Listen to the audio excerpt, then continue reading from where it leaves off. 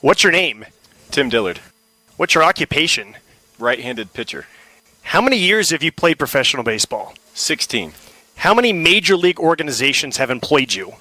1. What's your guess for how many videos you have posted on social media? 500 plus. Coming up on this edition of Life Around the Seams, our guest is Tim Dillard. According to his Twitter bio, he's a Christian, husband, father, occasional baseball player. My impression from a distance, and we'll find out if I'm correct, is that his primary job is to pitch wherever the Milwaukee Brewers decide he will pitch whenever they decide that he will pitch. But his unofficial job is to be the type of coworker that you probably wish that you had at your job. He's a guy who's going to make people laugh and have fun and make work feel like, well, it's not work. Yet behind the laughs and videos and social media fun, it's still baseball. Yes, it's a game, but it's also a billion-dollar industry where if you don't perform, you are done. This is Life Around the Seams.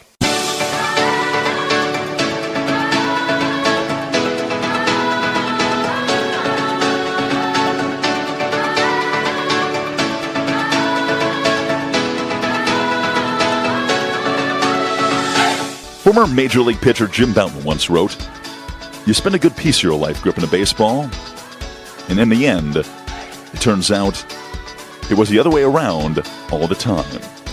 Welcome to Life Around the Seams, a podcast about baseball people who have interesting stories from between the lines, and sometimes even more interesting stories outside the lines.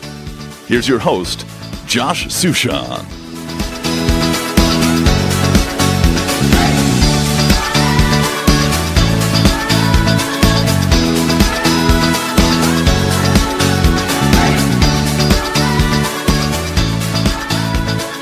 All right, Tim, thanks for joining me today. I really appreciate it. Awesome. Yeah, happy to be here. Yeah, so we have a mutual friend, Kobe Ginsberg. I went to college with him. You know him from Nashville, and so he's the, I guess he's the co-executive producer of this podcast. Oh, really? Yes. Oh, I didn't know that. So You didn't tell me that. Kobe G, you get a little bit of credit. Okay, so for the people who listen to these on a regular basis, I normally go kind of chronological order, but I don't want all these to sound the same. So I want to give the background about Tim. Drafted by the Brewers in the 15th round in 2001, did not sign. Drafted again by the Brewers the following year in the 34th round after 1 year of junior college ball, and this time he did sign. And after that, a remarkable streak of loyalty by you and the team. Again, you had never played for another major league organization. 16 years, parts of 4 years in the major leagues, 73 appearances in the majors, 12 years in the Pacific Coast League. 8 with Nashville, 4 with Colorado Springs, and 2 very brief appearances with the independent Lancaster Barnstormers. So what is it about you and the Brewers that have made sense for so long? I don't know. Got no clue. They say death, taxes, and I'm with the Brewers. No, I honestly don't know. My wife and I, for the last maybe like 5 years, have actually tried to see what is next. All right, if baseball is over, what's next? And everything usually falls through, and it ends up me being with the Brewers. So, it's I don't know. It's inexplainable. When you were drafted, I'm pretty sure that was just before the current Brewers owner took over. So it's basically 2 ownerships. It's basically 2 general managers. So it hasn't been a huge change, but there's been different field managers and farm directors. And usually at some point, you get designated for assignments. Someone picks you up on waivers. You get traded. You get released. You get sold. And somehow you keep ending up with the Brewers. Well, I looking back, there was times when I don't know if I was ever a prospect, but, I was good for a little while, I feel like, when I was young. And, you get designated and you think, all right, okay, somebody's going to pick me up. And I remember thinking the first time it happened, I was like, it's going to be the Cardinals. I was like, my dad had coached for the Cardinals. I was like, every time we were in Memphis, I did really well against them. I know some of the coaching staff. I'm like, they know as far as a character way, like maybe that would coincide with how they do things. And then I thought the Royals. Man, I used to deal against Omaha. I was like, I know a lot of the coaches over there. I've played against them for years.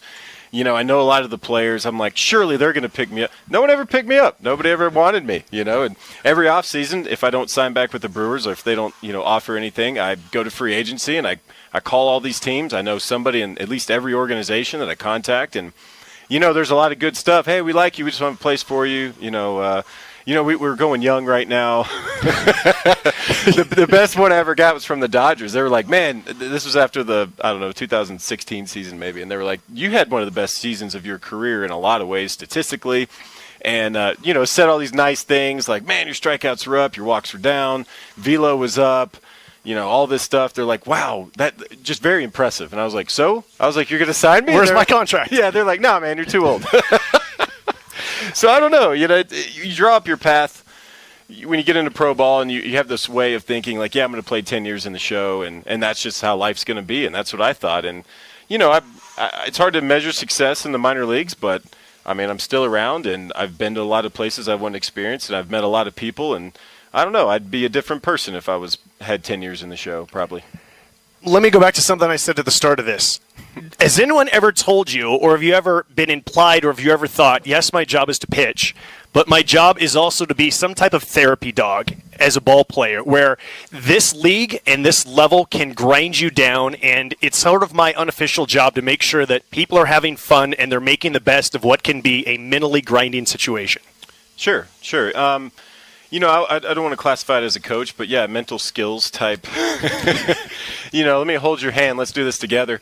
If you have a coach that tells you something, a lot of times younger guys aren't responsive to it just because, like, oh, what do you know? And so I feel like the things that I tell guys in the bullpen or in the clubhouse probably holds a little more weight because I'm still doing it, and I've gone through it recently.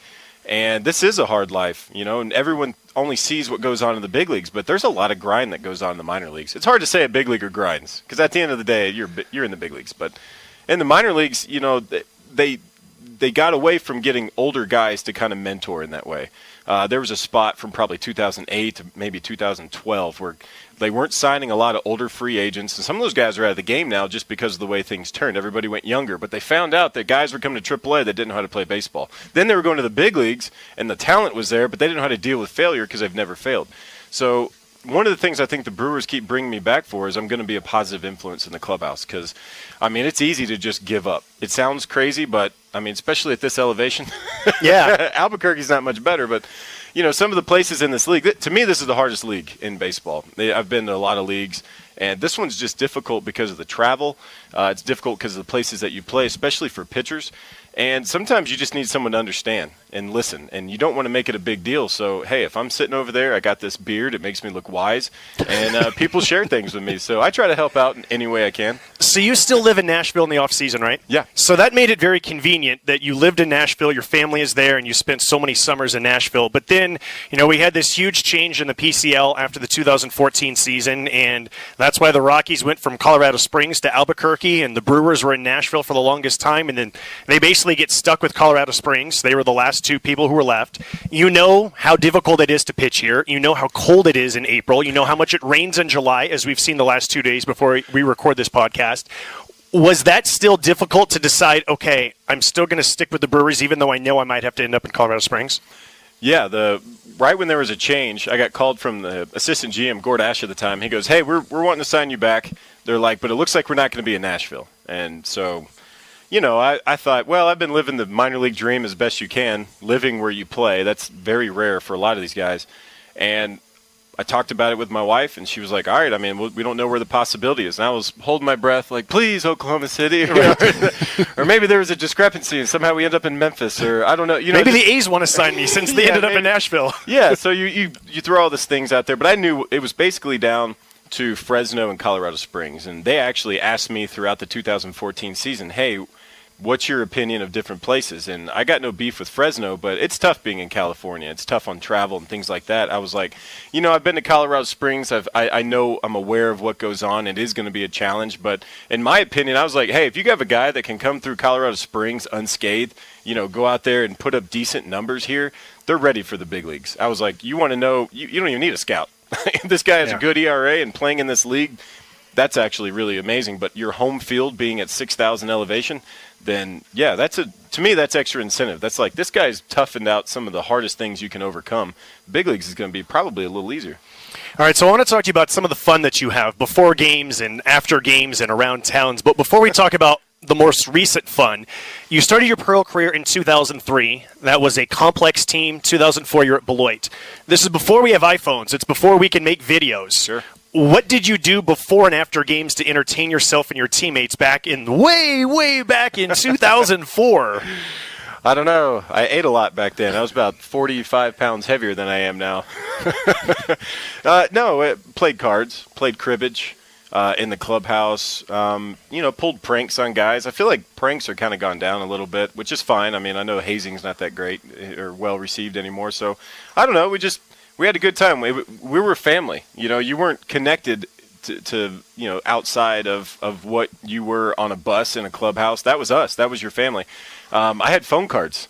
Okay. At this time, so I could call my parents. I had nobody to call, so I was on an island, is what I felt like, and all I was with was these guys that I was with, and so that's probably one of the times when I learned like it's about the team, and seeing the integration of cell phones and computers and all that. You still have to come back to, hey, it's us. It's us against everybody else. It's us against the odds of making it to the big leagues. It's us against, everything that goes on in the travel and the grind of a season. So I don't know. That's probably where I learned to what it means to dive into teammates and get to know them. And because you were forced to do that. When did it occur to you that this fun that I'm having with my teammates and getting to know them, that we can create some content and we'll be comfortable sharing it with the world? Sure. In 2015 was our first year here in Colorado Springs, and we had a left-handed pitcher, Brent Leach. He pitched for the Dodgers. I remember him. Yeah. Remember Leach? Yeah. So, we were goofing off one day. I was making these videos of guys like giving them hard questions to answer in like 30 seconds, just to goof off. I don't know. I like to make videos, and the phones had come around where I could actually do some editing, and he goes, "Man, you should get the Dub Smash app." I was like, I don't even know what that is. So, I mean, I'm not really phone tech at this time. I'm not really savvy.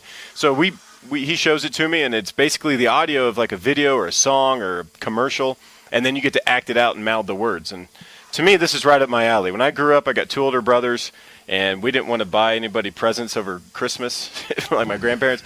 So we made videos. We like sang Elvis songs or, did skits, and that was what we did. We dressed up, and it was a really fun thing to do. And so, I don't know. I feel like I've been preparing for this kind of stuff my entire life. It's just easier now. I don't have that 40-pound VHS camera, to have to push. Yeah. So how did you edit? Was there editing when you're 10 years old or whatever, and you're making these Christmas videos?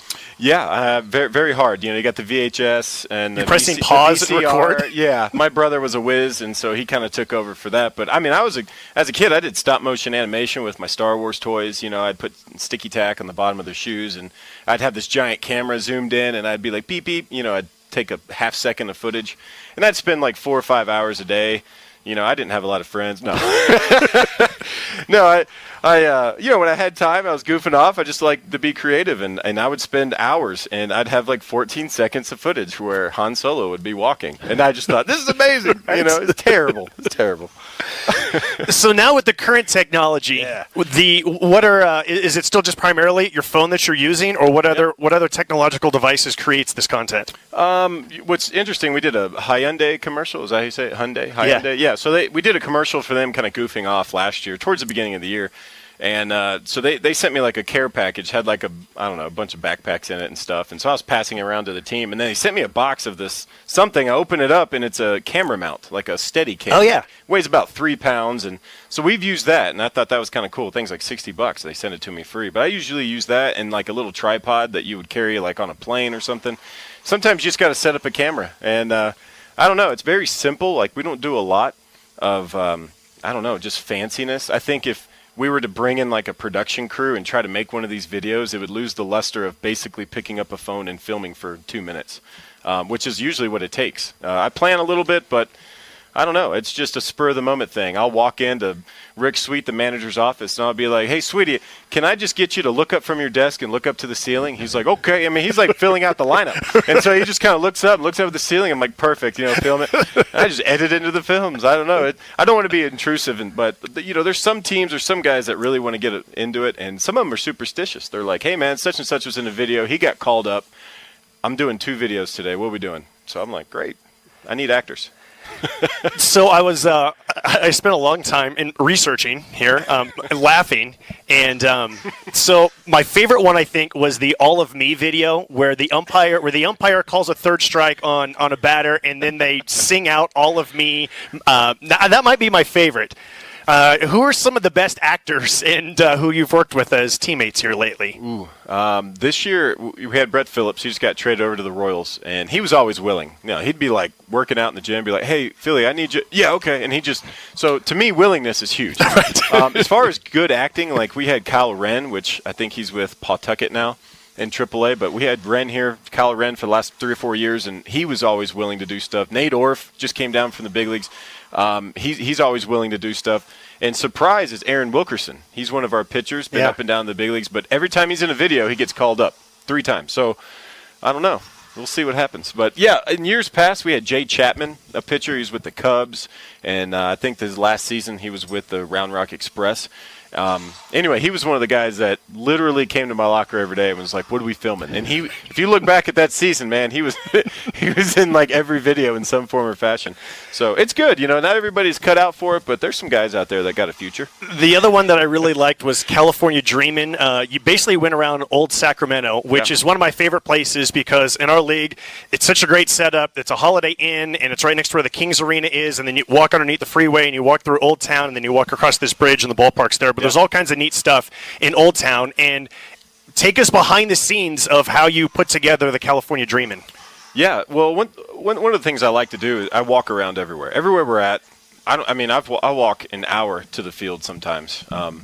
Usually around 30 minutes, depending on where we're at. But I like to explore the cities. But like you said, I've been here for 12 years in this league, so I've seen every city. But even in El Paso, I'd walk to the field.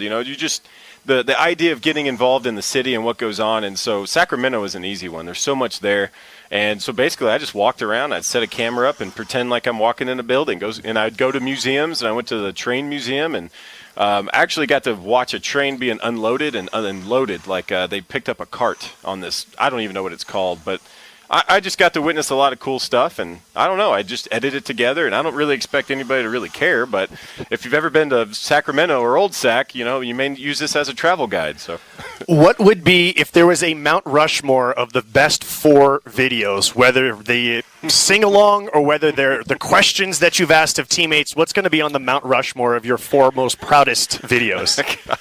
I don't know, man. There's a lot of good ones. Last year, we were in spring training, and we did I don't even know the name of the song. I think it's Chainsmokers, I Need You Right Now. And so it was a catcher and a pitcher on the field, and like you can tell they're struggling, so they're like, "I need you right now," and the catcher's saying that, but "Don't let me down," Right. They're kind of singing to each other, and then the song kicks up, and he's like, "Don't let me," and it's like, "Wow, wow, wow," and so they're like slow motion dancing, and I'm not proud of this.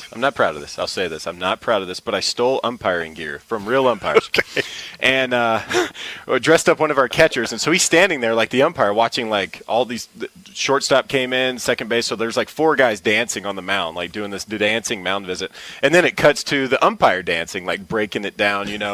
I got in trouble for that, so I don't use real umpires gear anymore for my videos. But yeah, that's a really good one. That one's fun to watch every time, because for me, a lot of the ones that maybe aren't the most popular are the most fun for me, because I remember everything it took to make those. The behind the scenes, and so just today we were talking about semi-pro. And we did one last year in New Orleans where we're kind of huddled around, and we went to the hallway in New Orleans where it's kind of like you don't really know where you're at. It looks like a high school gym. And so we did the huddle where he's talking about corn dogs. He's like, "Corn dogs, Jackie." Okay, that took like 8 takes.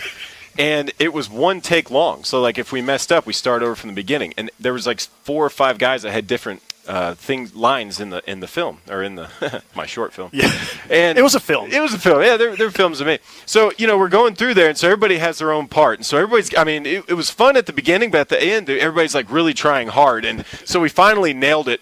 And guys were just like high-fiving and hugging, and so I put it together, and everyone's so anxious. "You done? Yeah, you done?" So I put it together and tweeted it, and I only got like 6,000 views, but it was amazing. Like the seeing that small team of like 8 guys come together and to make this, to me, it's really fun. It's really fun. Okay, so with all of this fun in these videos, how do those? This is kind of an obvious question, but hopefully you can give an answer that's beyond the obvious.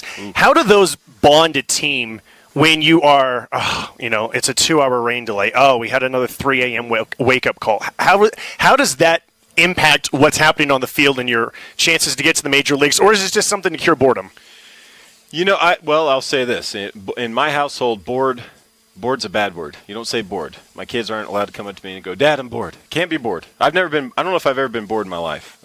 People talk about retirement and stuff like, what would you do? You know, I got 1,000 things I would do. I really do. I have stuff written down. And so my personality is, I don't really, it doesn't matter if it's 3 a.m. or, midnight, or we've been in the clubhouse for 4 hours with a rain delay that we've been in the past. You just have to have the right attitude. And there's enough negativity in the minor leagues, with guys that maybe aren't at the best place, statistically or maybe physically or whatever's going on. So me personally, I try to have a consistent theme and attitude when I come in. So if I walk in and there's a rain delay, they know something's about to happen usually. So I'm like, hey, if I have an idea, I'm really pushing for it. Like, hey, stop playing cards. I need you, and you just want to have stuff going on. I brought up, one of my friends is Ben Zobrist with the Cubs, and he had Joe Madden also with the Rays for several years. And I just asked him one day, we were hanging out, I said, does Joe Madden just do all this weird stuff, that you read about in the news? I was like, does he do this just as like a distraction and like an interesting thing? And he was like, absolutely. He goes, we come to the field every day going, there's something going on. And this is the manager, so they have to, respond to it, Right. It's not like just some washed-up sidearm pitcher in the locker down the way that's making stuff. So, there's stuff going on because it makes you excited to come to the field, because if you know this, every day you come to the field, it just gets monotonous. It's the exact same thing. And it's probably like that in every job. But in baseball, you're there for a long period of time. You see the same people every day, and sometimes people are going up and down, and you're meeting new people. It's just it's a lot of attention. So let's just turn our brains off and shoot some videos. At any point, have the Brewers ever said to you, keep doing this, or don't do as many, or have they, what's been the impact of the major league team on these? Sure. So when this started going down, I was really careful, and I talked to a lot of people up the ladder, and was making sure, listen, this is new. No, as far as I know, nobody's really doing this in any kind of clubhouse capacity. And I was like, I'm not trying to show the training room. I'm not trying to show things that I don't need to be showing. Mm-hmm. And I don't want to be negative either. I told him that. I said, I'm not going to shoot stuff to make it look like we're miserable or anything like that. I'm not going to reveal anything in that way. This is all for fun. This is all because we're showing what goes on there. And I think there's a curtain that's never been, pulled back, especially in the minor league clubhouse. So, and the response I got was, we're just waiting on your next video. But honestly, I think it's a trust issue. Like you said earlier, I've been off and on with them, with ties to them, since 2001. So I think there's a level of trust there. I think they know that I'm not going to make anybody look bad, and that it is just for fun, and we're allowed to have fun in this game. All right, I'm going to move way back in time. Not way back in time, but so your father played professional baseball for a long time. Love you, Dad. 8 years in the major leagues as an infielder: Red Sox, Tigers, Cubs, White Sox. Mm-hmm. Your dad's final year as a player was 1982, and you're born in 1983. Yep. Your dad was a minor league manager, instructor through the 80s and the 90s. Let me start with this. When was the first time that you realized that baseball cards were a thing and my dad was on one of them? I don't know. I was probably 5 or 6, and I remember I had a whole bunch of cards, and I'm looking through there, and I'm like, man, I got a bunch of cards of my dad. This is amazing. Turns out it was Mike Schmidt. Similar mustache, similar look, and I was like, Dad played for the Phillies. So I don't know.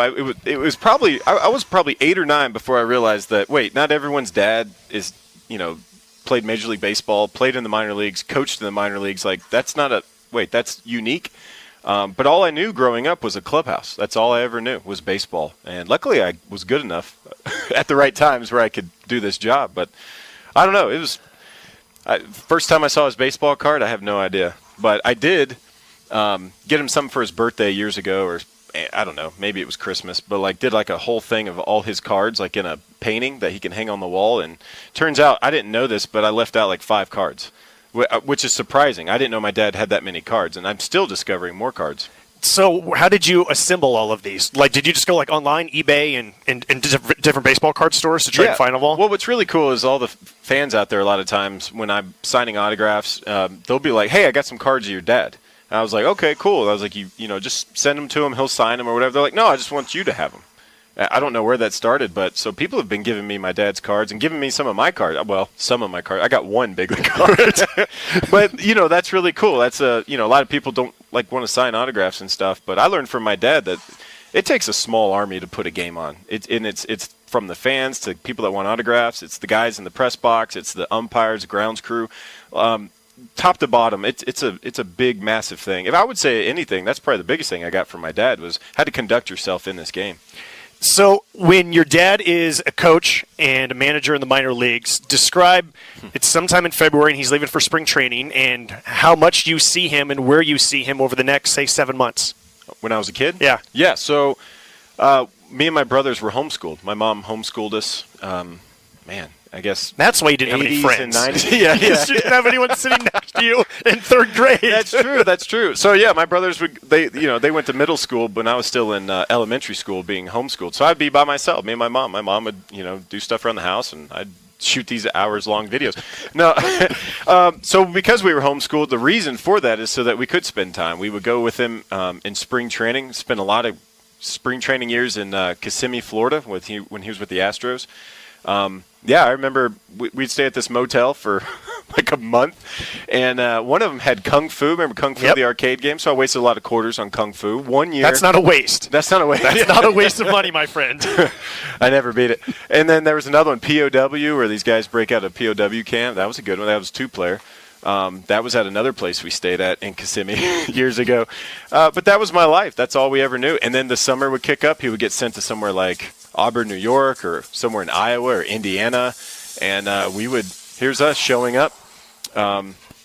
During the year, I'd be shining shoes or picking up trash at the stadium. I would, be a bat boy sometimes and try to, just mess up as much of the players' rhythm as I could. Like I was a menace. But it was fun. That was life. That's all we ever knew. What did players back then do to kill they weren't bored, their idle time? What would they do, and how much of whatever they did that have an impact on what you do now? Yeah, I remember years ago there was a phone, and guys would be lined up at the payphone. Sounds ridiculous to say now.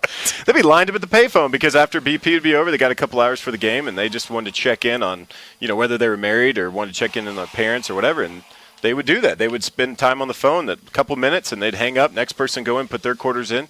They basically just get fed because the clubbies, the stuff in the clubhouse, the food, and what's provided by the clubbies and stuff has changed dramatically over the years. Even just during your career, it's just in my career, yeah. So like there'd be just peanut butter and jelly and maybe a loaf of bread for roughly 30 people, and there wouldn't be Gatorade or anything like that. So I actually made a living. My dad would take me to like Sam's or something, and I'd buy this big package of remember the glass Gatorades? Yeah. Uh-huh. And what I would do is I'd get them cold and I'd stick them, and I oversold them. They were probably a quarter a piece, and I'm like, hey, here's 75 cents, or $1, and guys would pay it because that's what they had to do. But I would go get guys food and things like that. To me, it was a lot of card playing. I remember seeing everybody playing cards if there was a table, if they were able. But I think a lot of times too, they only had certain amount of equipment. I know this is kind of weird, but you didn't like nowadays. There may be a guy in the clubhouse that has 7 gloves. Back then, you had a glove, and so there would be a lot of tightening. Like guys were messing with their gloves, making sure it was game ready, messing with their spikes, making sure they were game ready. That seems kind of weird now because people can just pick through a dozen gloves they have, but back then they had one glove and they took care of it. So saw things like that during the downtime. So your dad also coached and managed. So sort of the turning point for minor league baseball was when the movie Bull Durham came out, which was 1988, and that's when, in a lot of ways, it kind of saved minor league baseball. But nowadays, minor league baseball is $1 million industry. The major leagues is $1 billion. The minor leagues is $1 million industry. A lot of the ballparks are cathedrals. Shoot, the one in El Paso, I think it cost $72 million to build it. What are some of your memories as a kid when your dad is coaching, managing in the 80s about what just the atmosphere was like in terms of promotions and fans in the stands and what they did between innings? Sure. I love the San Diego Chicken. He's a staple. And I was offended in 2014 when a guy in the bullpen was like, who's the San Diego Chicken? I almost fought him. But that's what I remember. I remember the mascots. I was one of his little chicks in 1988 in South Bend, Indiana. I remember there was a guy called like the Redbird or something like that. He came to King County. If you remember King County, I think they're still there, King County Cougars, and did like a one-off with the second baseman, like had a glove and was trying to field the ball and throw to first, like they're having a competition. And so the Bird took off his glove, and then our second baseman, Kerry Bridges, took off his glove, and then this was probably like 1993. And so they're having this competition. So the Bird steals his glove, and he runs up in the stands on the concourse, and everyone's like, can't believe this is going on. And he throws the glove on top of the roof. And everyone's freaking out, and we're the road team. And so everybody's like, look at, the visiting team. And I remember thinking, I can't believe the Bird did that. I hook, line, and sinker got me. I was probably 10 years old. And then he goes to the dugout, and their bat boy's bringing out other gloves for him to use, and he's shaking his head like he's all mad. And then I realized, I'm like, hey, that's his glove. He had a black glove, and he threw a tan one on the roof. I was like, got me. So I don't know, man. That's the kind of stuff I remember is just little moments like that. My dad getting thrown out of a game, that was really cool. So did that change the way that you might, worry about getting disciplined when you see your dad get that mad at a game? Well, you just disappear. You just try to run away and I disappear. I don't know. Yeah, it's kind of weird. But I don't know. We used to have a VHS tape of that when he got thrown out. He did a really cool thing. I think he was in the right. This was the neighborhood play back in the day. And so I guess the second baseman turned a double play. He was off second, threw to first. Probably the guy was safe at first. And they called everybody out. And so the other team's manager came out and argued. And so a few innings later, the guy's literally on the bag, catches the ball for the out, throws to first. That guy's literally out. Both of them should have been out. Umpires call them both safe. Kind of that makeup call. So my dad, he had a good argument. He's like, you don't make no makeup calls. Like, get it right. So they tossed him, which they probably should have. But, knowing my dad and just his demeanor and his name in the game and how calm he is and, just growing up, he's amazing. And so seeing him actually get upset, like, it's so uncharacteristic. So, yeah, we went and hid, me and my brothers. All right, we are 30 minutes into this. I swear that I was going to talk to you about pitching. Oh, yeah. So let's actually talk about pitching. Yeah, I do. I pitch sometimes. But you originally wanted to be a catcher, right? And explain how and why you ended up being a pitcher. My dad told me when I was about 5, the fastest way to the big leagues is a switch hitting catcher. And that's all I ever want to do is play in the big leagues. So I was like, okay, I want to be a catcher. Just so happens my middle brother wanted to be a pitcher. So I was like, there you go. You got someone to throw to. And so learned to catch him. He was always, if you think of the Little League World Series, my middle brother was just the kid that was better than everybody else. Like the big kid, you're like, let's check his birth certificate to make sure. He was just better than everybody else, all growing up. And so he made me better because I had to keep up with him. It would be like taking an A-ball catcher and saying, hey, you're going to catch Max Scherzer, kind of that comparison of how far along this guy is and how, just baby steps for this guy. So I actually became a pretty good catcher, and that's what I was drafted in 2001. It was as a catcher, and I could hit a little bit too, and got drafted again the next year after my first year of junior college as a catcher because that's really all I did. I pitched a little bit in high school, a little bit in like American Legion baseball during the summer. But I was a catcher. Anybody in the area, that was very strange in our small town and our area in Mississippi. People were like, you're a pitcher? Like, all we ever knew you was a catcher. That's all we know. And what's interesting is that the first time I even saw a scout, it was a Brewers scout. This was in high school. I was probably 17, 2001 maybe. I think it was my senior year. And we were on the road, just played the best game I ever played. Hit 2 home runs, had a double, blocked 3 balls in the dirt, and threw 3 people out, threw another guy out just stealing second, and came in the last inning of the game and struck out the side. So basically the best high school game you could probably ever have. And they asked me to hit after the game. And so I moved to the back of the backstop, and my dad was there. My dad was like, well, I'll throw to him. How about that? They had wooden bats in their trunk of like a Buick LeSabre. There was also a Royal Scout there that showed up. So I just picked up a C271, like 33, and walked out there, and they were like, are you sure you don't need batting gloves or pine? I'm like, no, let's just do this. We're on the away team, on a away field, so the coach for the other team left the lights on for the high school field. They're like, yeah, he stayed out there and watched. And I don't even remember the name of the school, but I was just crushing balls because I'm hitting off my dad, who I've been hitting off of my entire life.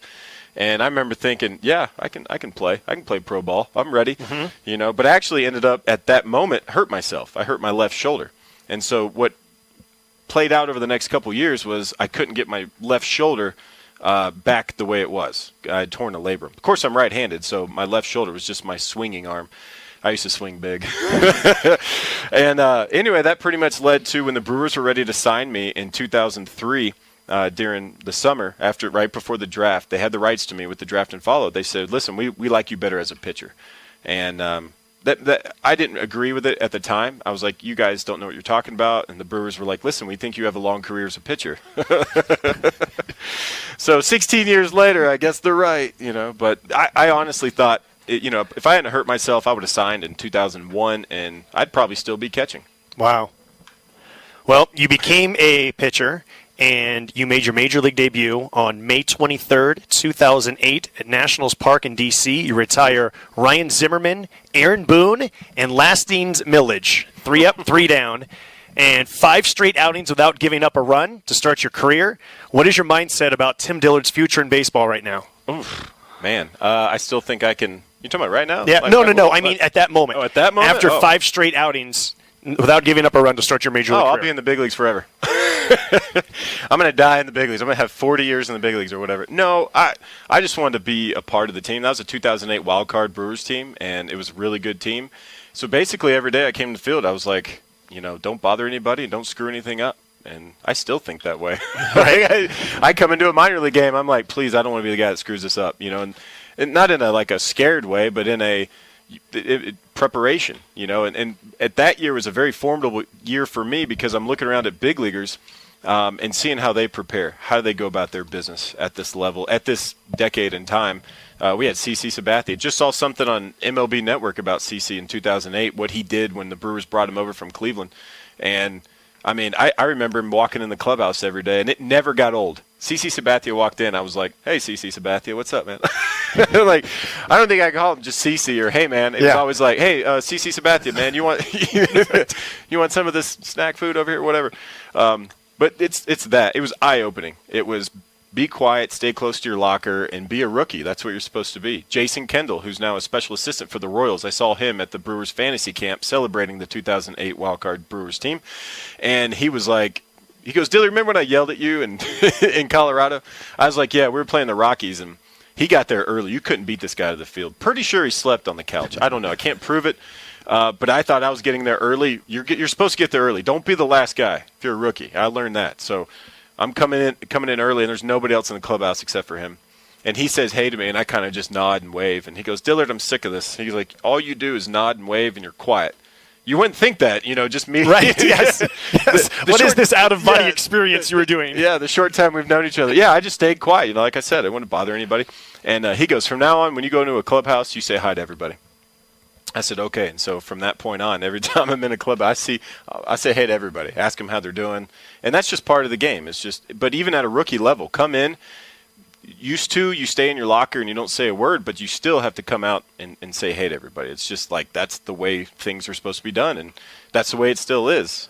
Not that I would know. I hear from guys in the business. So that actually reminds me of one of my other favorite videos that you did, and this is just one of those dub smash things, I think, where it's the U2 song, It's a Beautiful Day, and you go inside the clubhouse, and everyone's there, and they're just high-fiving you, and you're just running through, and it's like 10 seconds, but it's like, hey, it's a beautiful day. I'm in a clubhouse, and look, these are my teammates. Yeah. Well, it puts things in perspective. That was a funny one because a lot of the guys, that was probably the third week of spring training, and that's when guys are just like, I'm over it. Yes.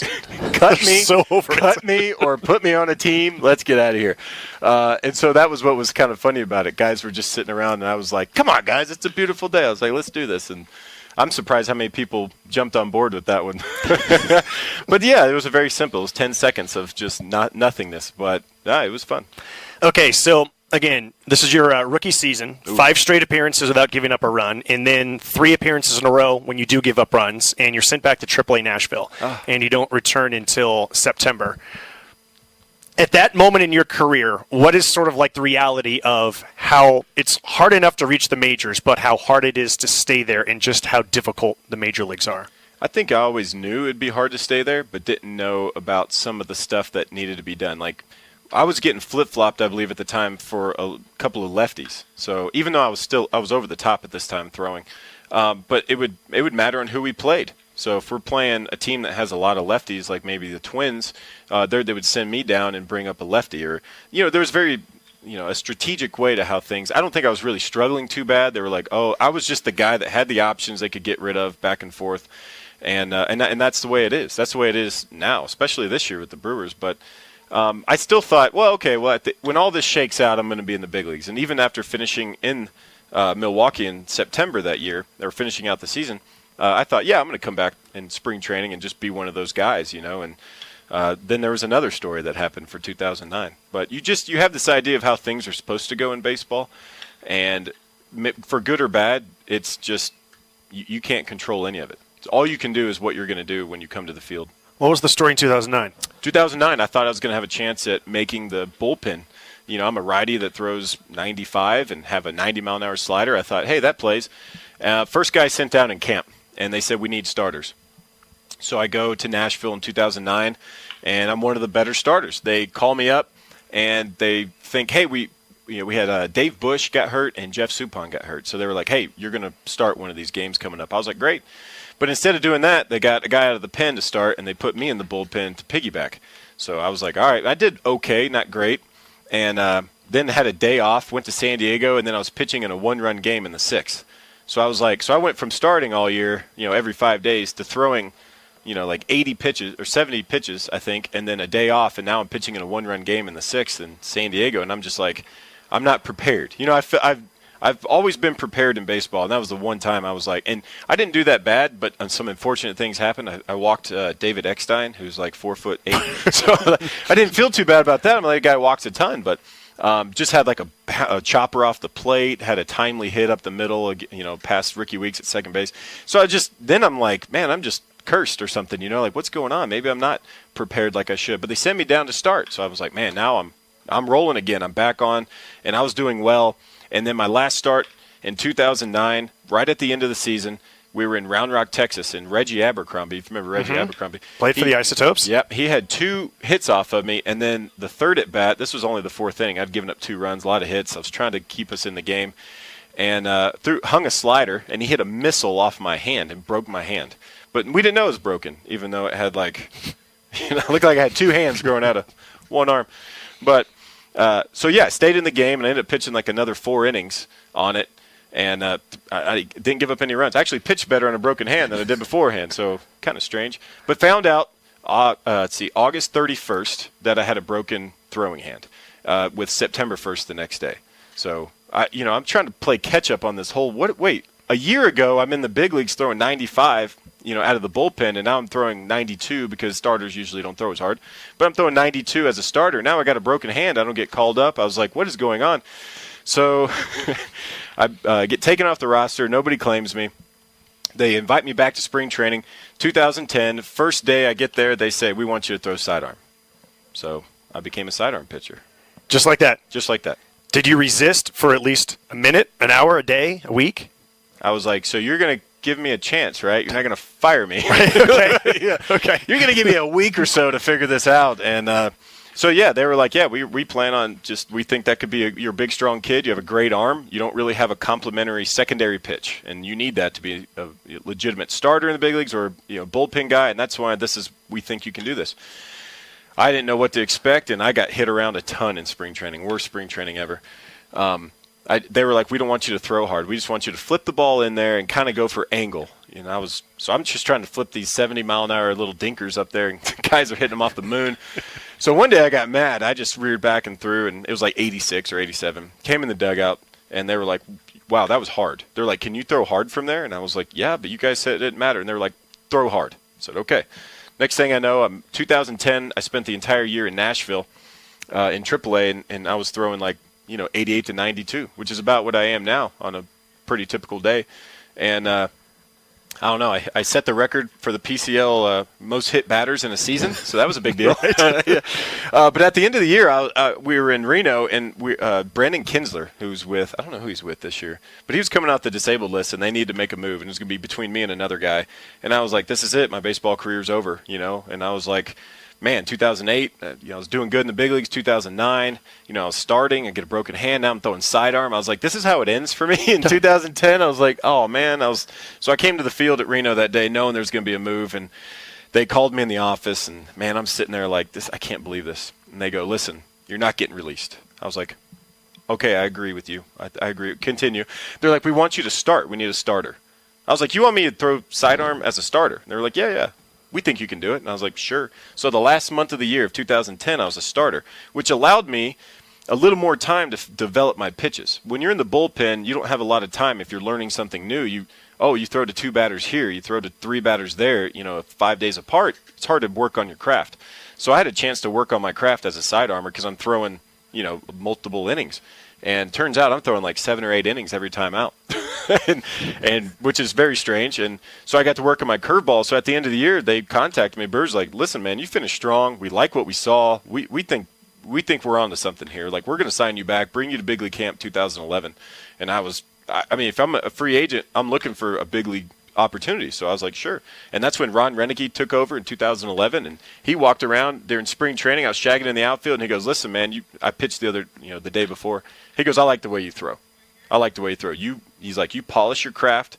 He's like, and you're going to make it up this year. Sure enough, like a month into the season, got called up again as a side armor, which is probably a bigger deal because, when I was young and throwing hard and on the roster, getting called up was like, oh yeah, it's about time I got called up. And then years later, when I thought, man, I'm going to get released, I'm a free agent, now I'm throwing sidearm, what's going on? And I get called back up to the same team. It was pretty special. Which was more nervous, the first appearance of your career in the major leagues or the first appearance when you returned from the lower angle? Definitely the first ever. I had one goal, just look like I've done it before. I was like, and then when I opened the bullpen in 2008, when I was in the I don't know what the name of their stadium is, Memorial Park. Where's that? Yeah, in D.C. Nationals Park. Nationals Park. So yeah, they opened the door and the bullpen's in left center, and so I was like, don't trip. Right. So I was like, right, left, right, left, and then got to the mound. I probably was like snake route because I was looking at the ground. But I eventually made it out there. But yeah, I was pretty nervous. I just wanted to make it look like I'd done it before. I read some article where a coach said that throwing sidearm was a better fit for your personality. Yeah. Yeah, Stan Kiles was our pitching coach in AAA, and then he became the bullpen coach for the Brewers. And I was kind of on the fence about sidearm. I'd thrown a few bullpens, and I just, I didn't know where I fit into the whole thing, and they were going to give me some time. They were like, hey, if you don't want to do it, then you can still try to throw overhand or whatever you're doing. And I was like, okay. And so I was thinking about it. I was praying about it, talking to my wife about it. Came to the field. I had an uneasy piece about it. And Stan walked up to me and goes, he's like, Dilly, you're weird. He had me for like 2 or 3 years. He's like, Dilly, you're weird, man. He's like, sidearm fits your personality. He's like, I mean, when they brought it up in a meeting, he was like, I was the first one to go, yes, that's exactly what you should be doing. And so he was a man in the corner for me. And Stan Kiles, man, I think he's with the Pirates now. Maybe I don't know where he's at. I hadn't talked to him in a while, but man, that was you need that. You need someone to come up and go and just get like verified. Like, yes, there's been planning of this. They didn't just make it up out of the air. There's people on board with this, and so they were putting some trust into me, and hopefully I've returned that over the last 9 years. Well, I think so. You don't keep getting hired year after year, whether it's a 1-year contract or whether it's a 1-month contract. I do want to talk about December 2015. The winter meetings are in Nashville that year, and you showed up looking for a job. You were like thousands of other college graduates who show up in their best khakis and their best white shirt and the best tie that they can find with their resume in hand trying to get a job in minor league baseball, but you show up with business cards looking to get a job as a baseball player. How much of that was legitimately, I'm trying to find a job, and how much of that was, these are the things I do? Yeah, so, hard to find. That was 2015. I couldn't find a job. Called everybody, called the Brewers. They were like, no, man, we're full. We got tons of pitching. We don't need you this year. Sorry. Called every other team. Nothing was going on. Talked to my dad. And Dad goes, back in the day, that's what you did to get a job. You'd show up at the winter meetings, usually on the coaching side of it or maybe like a scouting side. And he tried it in 2009, December 2009, after the Cardinals released him. And he said there were 4 people there, him and 3 other people. And he said it's kind of a dying art. He's like, it's hard to do, but I think you should try it. And so I did. I stood at what I thought was the most strategic location at this resort place in Nashville. And was that my phone? And that was probably mine. Yeah. So, I stood where like everybody was coming from eating, and where there was like the hotel rooms, and then there was like where all the meetings and stuff were going on. So there was a lot of foot traffic. Saw Ned Yost, who just came off a World Series win. I saw whoever the manager for the Mets was at that time. Terry Collins? Terry Collins, saw him. Saw Luis Gonzalez, who was there. I met him years ago. My dad was with the Astros. It was just a who's who of everybody. And so pretty much anybody wearing a logo shirt, I was like, hey, who are you with the Red Sox? I'm like, all right. So I had this business card that said Tim Dillard, RHP, and it had my phone number on it. And I just passed it out and stood there at the same spot with my Starbucks cup. Starbucks shout out. And and I would direct people where the restrooms were and where the Starbucks was, and I'd pass out my card to people. And I don't know, I was stood there for 3 hours a day. Oh no, 3 days in a row, 7 hours, which was 21 hours. And I'd see the same people coming by. Saw Gabe Kapler there. He had just signed, I think, with the Dodgers to be something. And I don't know, just tried to make contacts. Like, hey, I'm still young. I've never been injured. I can pitch. I can get people out. Give me a chance. And sure enough, the last day I was there, the Brewers were like, listen, we've had some stuff in the works. We may sign you back. I was like, beautiful. Here we go again. But I will say this. Out of all the things I've done in baseball, out of all the experiences I've had, that may have been the hardest thing for me to do is when you just stand there and you have to ask people for a job.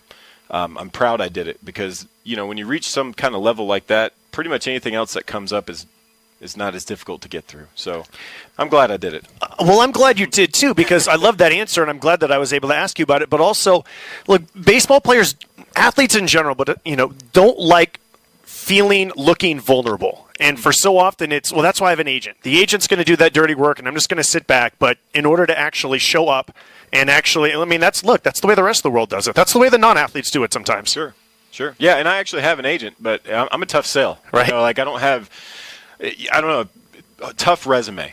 Just how do you put it in perspective? And if you look at some of the numbers that most everyone looks at, it's not going to be that great. But if you start looking at certain things that are particular to a bullpen pitcher or to a right-handed sidearm pitcher, I had good numbers. So I just had to get people to see it. And every year I've been a free agent since, I find a new way to to get my name out there.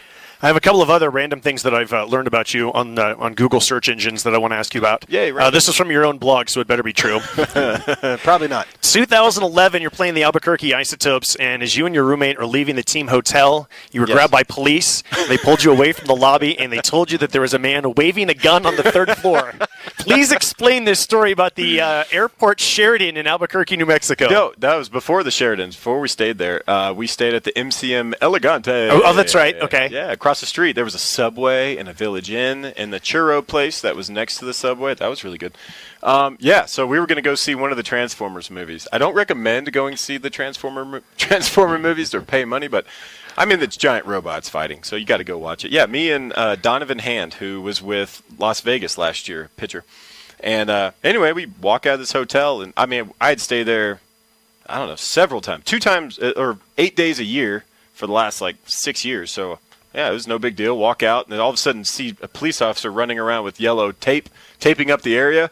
And this female cop was like, "What are you doing?" And I was like, "I don't know. What am I supposed to be doing?" And they're like, "There's a guy on the 3rd floor waving a gun." They're like, "Get down." I was like, "Ah!" So we run off, and we're standing on the corner waiting for our taxi. This is before Uber.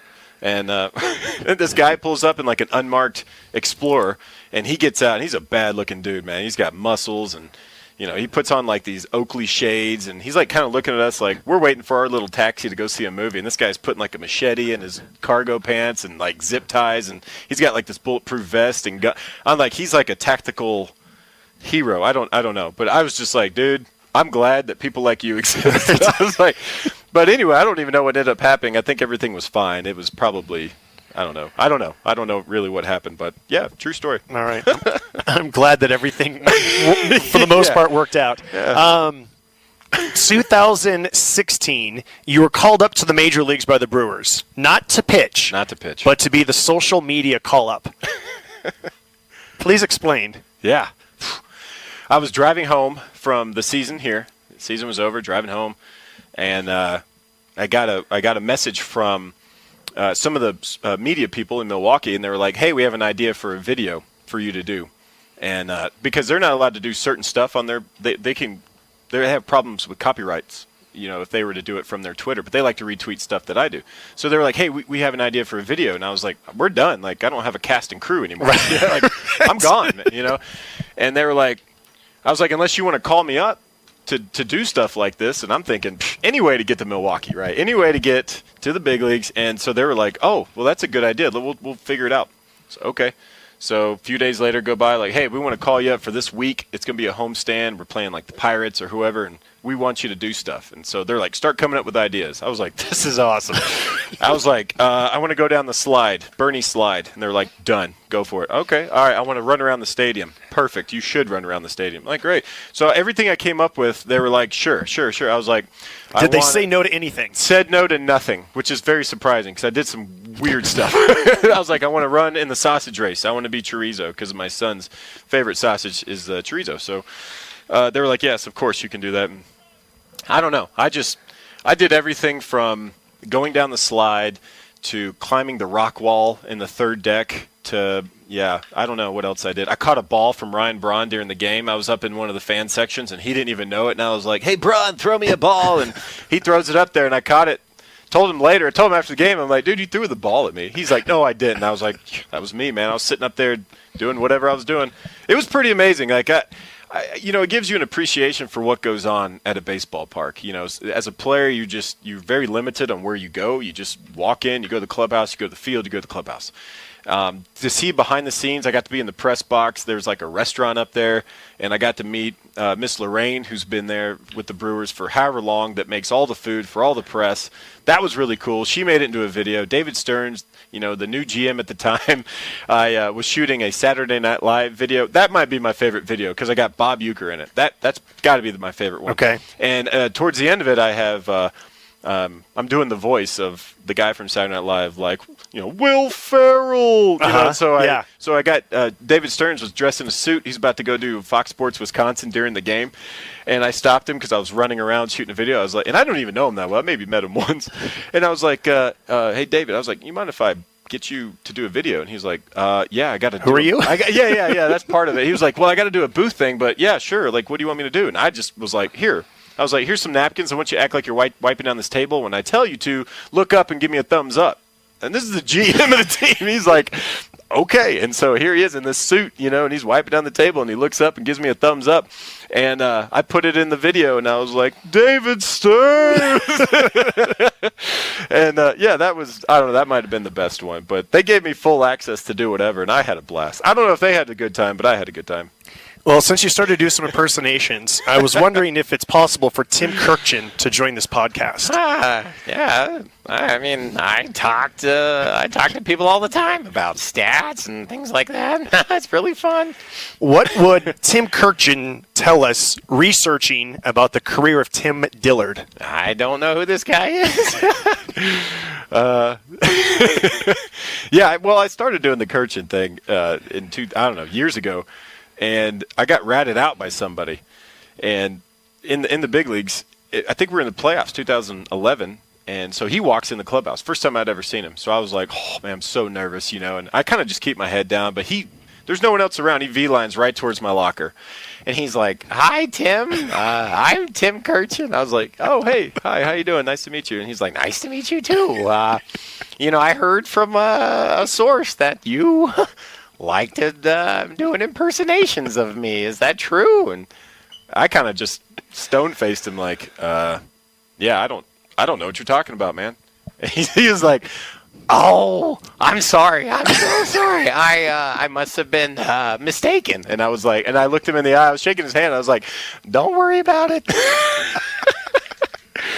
So the cat was out of the bag on that one. And then fast forward to 2012 big league camp, he was interviewing Niger Morgan. And he was going around the Florida spring training interviewing guys, and guys were making fun of him. And so I saw him in 2012, and he's like, you're the reason that people do this. You started this. I'm like, great. If nothing else in my career, at least I made it okay to make fun of Tim Kurkjian. I love Tim Kurkjian as a journalist, as a researcher. I played a lot of basketball against him. He's unbelievable. He has the crossover. His range is like 33 feet. He never stops running. He's the most annoying guy to play against because he's the guy when you're playing pickup basketball, he never stops running. Yep. I've heard that actually before. He's so good at basketball. Yeah, because I was like, I said, who would you rather have on your I tweeted a Twitter poll or something one time, like, who would you rather, what sports analyst would you want on your basketball team or something like that? Because I had caught wind that, and sure enough, Kirchin was the answer. Because, I mean, that must be a thing. A lot of people know that. I played him a lot in spring training. Nice. And, yeah, I mean, we had some incredible pickup games. We had, I'll never forget, this one time I'm playing pickup basketball, and David Forst, who's now the A's GM, Lee Smith, former closer, Cubs, Red Sox, Tim Kirkjian, and me, we're like on the same court. And I'm like, how is this possible? How is it possible that I'm playing basketball with Tim Kirkjian and Lee Smith and David Forst at the same time right now? This is amazing. Come up with something more random than what you just said. You can't. Tim Dillard was also on the court, too. Yeah. I was the referee. That's awesome. I know that he's no longer alive, but is it possible for Harry Carey to join this podcast? Hi, everybody. I got to tell you, I can't believe people don't mind Will Ferrell going around making fun of this guy. If Harry Carey were to describe the podcast Show and Go, which features Tim Dillard and Ben Zobrist, how would Harry Carey describe the Show and Go podcast? Well, I got to tell you, these guys, they know baseball. And you know what else they know? They know food. And they know other things. So it's very informative. And you know how much I love food. I love baseball food. It's the two best things that have ever been combined. The Show and Go podcast, I got to tell you, these guys they don't know what they're doing. They don't know how to work equipment. They just stand around and just talk about nonsense, and people seem to listen. So we'll see where it goes. No, the podcast is legit. It's me, Zobrist, one of our friends, Ryan Smaltz, who's a head baseball coach at Trevecca Nazarene University, and it's also our buddy Joshua Costello, who is one of Ben's best friends for years, and also his personal trainer. So we have this well-rounded cast. I'm sorry I went serious after. That's okay. It's probably good that you went serious there to explain actually what really happens in it. Yeah. So our demographic is basically probably like, I don't know, 10 to 20.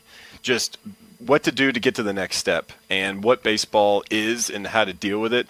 I don't know a lot of the stuff going on in the lower levels when it comes to like travel ball and things like that, but Ryan and Joshua, both of those guys know exactly what's going on. So we have a very well-balanced roundtable with, a World Series guy and major league position player, and then you got me, just a lifelong pitcher. And they have their notes and topics and the things they want to share, and I'm just not structured that way, so I'm just kind of the comic relief. I have no wisdom to share whatsoever. I just start talking. They bring up something, I'm like, oh, that reminds me. But it's good. It's fun. It's laid back. I don't know, man. Like, this is the conversations that go on, like in the clubhouse and things like that. It's like I said, it's a little behind-the-scenes look of what baseball really is and what to expect. And if you're a young kid, man, definitely check it out. And we're kind of revamping right now. It got serious really quick. Like, we were kind of goofing off, but then it got really serious. So we're about to start laying down, like, a lot of content and information over the next couple months. So it'll be fun. All right, I have a couple more topics before we wrap up because I've already taken up too much of your time. Cody Decker? I've heard of him, yes. Okay. I know. We had him in spring training last year for like 2 months. So you guys both create videos. I have an idea, if you'll indulge. So if this ever comes to fruition, I need to get a shout-out somewhere. Sure. He's in Reno right now, right? Yes, he's in Reno. Yeah, we're going there next. Okay, maybe you guys can discuss this during batting practice because he was the first guest on my podcast, and you're the most recent guest on my podcast. I feel like it anyway. So the idea is this. You are filming something at the ballpark, as you normally do. Sure. He is filming something at the ballpark, as he likes to do, and you guys keep getting in each other's way. You guys keep overlapping, whether it's the same idea or it's the same thing, but from two different approaches, and then it gets spliced together where you see his camera and your camera, and then there's the third camera that is showcasing the whole thing. So it's like 3 different dimensions going on. Production value on that, budgetary reasons. That is good. I haven't even talked to him before we come into town. I may need to hit him up. That's a good idea. Like, we were in spring training and we had all these ideas of stuff to do, but he's on another level. Like, he's really good. Like, he makes full, like, legitimate. He's a director. Like, he really is a writer and director, and like, he puts his stuff together very well. Mine's more crude. I just kind of throw it together in 5 minutes as opposed to a huge planning process. But yeah, he's interesting. I like him. I like him a lot. He's good. What else should people know about Tim Dillard before we wrap this up that I did not cover that you think I should have asked you about? I don't know. I don't really find myself that interesting.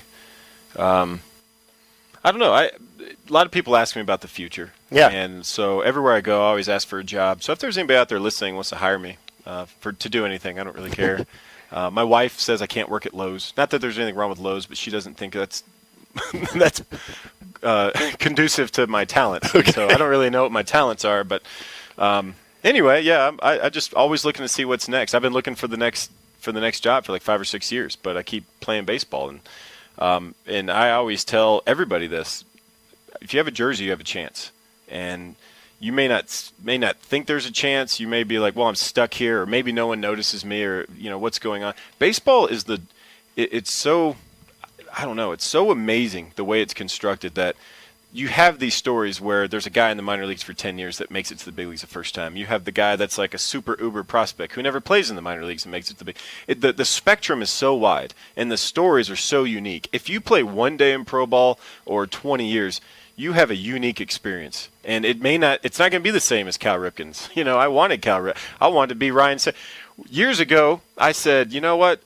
If I signed to play pro, I would want to be someone like Ryan Sandberg or Cal Ripken Jr. that stays in the same organization, because I've always loved that. I love the loyalty part of it, and anyway, so I've kind of done that. You have. I've been with the Brewers for 16 seasons, but not in the big league capacity that I wanted. So everyone's story is unique, and you're going to meet a lot of people, and I don't know, it's a family. You're part of the baseball family, and I tell guys, it doesn't matter how successful you are. It doesn't mean you're not trying. People sometimes are like, well, I want them to know that, yes, I'm trying. I do my work every day. I'm trying to get everybody out. If you're up to the plate against me, I'm trying to get you out. I don't really care about your life at that moment. I don't care about what's going on. And Sweet, our manager, knows that. He says it all the time. He's like, Dilly, I put you on the mound. He's like, I'd stay out of your way. He's like, because you're a different person out there. It's like, great, because that's what all I'm called to do is go out there and get people out. But there's so much more to baseball than when you stand on the mound, and there's a lot of stuff to deal with. And I don't know, everybody has a unique story. And someone said I should write a book, but I don't really read a lot, so I wouldn't expect anyone else to read it. I don't know what I'm going to do, but I don't know. This I'm going to live every day as, this is the last time I get to put on a uniform. I'm going to live every day like it's the last time I get to step in the clubhouse and be with my friends. So I don't know. We'll see where it goes.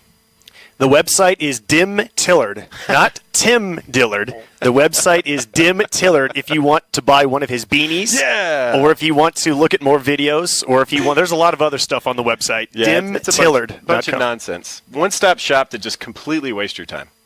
I did it just to see if I could do it. Not because you were bored, but because you wanted to see if you could do it. Yeah. I actually did this because when we were trying to do something for the Show and Go podcast, I was like, instead of hiring somebody to do a website, let me just see if I can do it. So I did this website, and I'm like, all right, I bet I can do that website. And we're kind of in between right now. I'm kind of shopping around and revamping it. But I don't know. It's fun. Like I said, I didn't know I was going to be a pitcher for so long, but I knew how to catch. But I knew how to pitch. I can also play second base or outfield. Like I power shag in the outfield. You also want to know what's going on in the world when it comes to computer stuff, like just being involved in every day. I got to figure out what's going on in the world now because I got kids going through school, and I don't know, they changed math. You're trying to play catch up on what's going on. So I'm trying to round out skills. So it's website, it's trying to sell a bunch of garbage. I don't know. It's just I find little things here and there fascinating, whether it's trying to act or make a film or possibly get into Hollywood or something like that, or do commercials or broadcasting. I'm just fascinated by everything that goes on. I don't know. If it strikes my interest, I try to learn as much as I can about it. Don't ever change. Keep it up. This was really fun. Thank you. Appreciate it. That's Tim Dillard or dimtillard.com, and this is Life Around the Seams.